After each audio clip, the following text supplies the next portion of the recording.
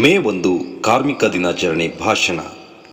ವೇದಿಕೆಯ ಮೇಲಿರುವ ಗಣ್ಯರೇ, ಶಿಕ್ಷಕರೇ, ನನ್ನ ಸಹಪಾಠಿಗಳೇ, ಎಲ್ಲರಿಗೂ ಶುಭ ಮುಂಜಾನೆ. ಇಂದು ಮೇ 1 ಅಂತಾರಾಷ್ಟ್ರೀಯ ಕಾರ್ಮಿಕ ದಿನ ಅಥವಾ ಮೇ ದಿನ. ಈ ವಿಶೇಷ ದಿನದಂದು ದೇಶದ ಬೆನ್ನೆಲುಬಾಗಿರುವ ಕಾರ್ಮಿಕ ವರ್ಗಕ್ಕೆ ವಂದನೆಗಳನ್ನು ಸಲ್ಲಿಸಲು ನಾವೆಲ್ಲರೂ ಇಲ್ಲಿ ಸೇರಿದ್ದೇವೆ. ದುಡಿಮೆಯೇ ದೇವರು, ದುಡಿಮೆಯೇ ಜೀವನ. ನಮ್ಮ ಸಮಾಜದ ಪ್ರತಿಯೊಂದು ಅಭಿವೃದ್ಧಿಯ ಹಿಂದೆಯೂ ಕಾರ್ಮಿಕರ ಬೆವರು ಮತ್ತು ಪರಿಶ್ರಮವಿದೆ.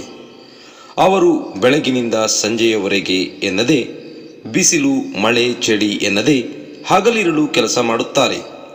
ನಾವು ವಾಸಿಸುವ ಮನೆ, ನಡೆದಾಡುವ ರಸ್ತೆ, ಬಳಸುವ ವಸ್ತುಗಳು ಎಲ್ಲವೂ ಕಾರ್ಮಿಕರ ಕೈಚಳಕದ ಫಲ. ಈ ದಿನದ ಇತಿಹಾಸವನ್ನು ನೋಡುವುದಾದರೆ 19ನೇ ಶತಮಾನದಲ್ಲಿ ಕಾರ್ಮಿಕರಿಗೆ 15 ರಿಂದ 16 ಗಂಟೆಗಳ ಕಾಲ ದುಡಿಯಬೇಕಿತ್ತು. ಇದರ ವಿರುದ್ಧ ಅಮೆರಿಕದ ಚಿಕಾಗೋದಲ್ಲಿ ಕಾರ್ಮಿಕರು ಧ್ವನಿ ಎತ್ತಿದರು. 8 ಗಂಟೆ ಕೆಲಸ, 8 ಗಂಟೆ ವಿಶ್ರಾಂತಿ, 8 ಗಂಟೆ ನಿದ್ದೆ ಎಂಬ ಬೇಡಿಕೆಯೊಂದಿಗೆ ಹೋರಾಟ ನಡೆದು, ಆ ಹೋರಾಟದ ಫಲವಾಗಿ ಇಂದು ನಮ್ಮೆಲ್ಲರಿಗೂ 8 ಗಂಟೆ ಕೆಲಸದ ನಿಯಮ ಜಾರಿಗೆ ಬಂದಿದೆ.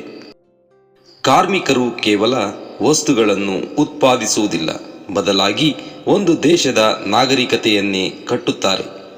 ರೈತರು, ಕಾರ್ಖಾನೆ ನೌಕರರು, ನಿರ್ಮಾಣ ಕಾರ್ಮಿಕರು, ಪೌರ ಕಾರ್ಮಿಕರು, ಹೀಗೆ ಪ್ರತಿಯೊಬ್ಬರೂ ಸಮಾಜಕ್ಕೆ ಅವಶ್ಯಕ. ಆದರೆ ಇಂದಿಗೂ ಅನೇಕ ಕಾರ್ಮಿಕರು ಸೂಕ್ತ ಸೌಲಭ್ಯ, ಸಮಾನ ವೇತನ ಮತ್ತು ಸುರಕ್ಷತೆಯಿಂದ ವಂಚಿತರಾಗಿದ್ದಾರೆ. ಕಾರ್ಮಿಕರ ದಿನಾಚರಣೆ ಕೇವಲ ರಜೆ ದಿನವಲ್ಲ, ಅದು ಕಾರ್ಮಿಕರ ಹಕ್ಕುಗಳನ್ನು ಗುರುತಿಸುವ ಮತ್ತು ಅವರಿಗೆ ಗೌರವ ನೀಡುವ ದಿನ. ಕಾರ್ಮಿಕರ ಶೋಷಣೆ ನಿಲ್ಲಬೇಕು, ಅವರಿಗೆ ಸಮಾನ ಅವಕಾಶಗಳು ಸಿಗಬೇಕು.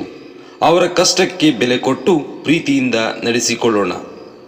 ಕಾಯಕವೇ ಕೈಲಾಸ ಎಂಬ ಬಸವಣ್ಣನವರ ಮಾತನ್ನು ನೆನಪಿಸಿಕೊಳ್ಳುತ್ತಾ ವಿಶ್ವದ ಎಲ್ಲ ಶ್ರಮಜೀವಿಗಳಿಗೆ ಕಾರ್ಮಿಕ ದಿನಾಚರಣೆಯ ಹಾರ್ದಿಕ ಶುಭಾಶಯಗಳು. ಜೈ ಹಿಂದ್, ಜೈ ಕರ್ನಾಟಕ.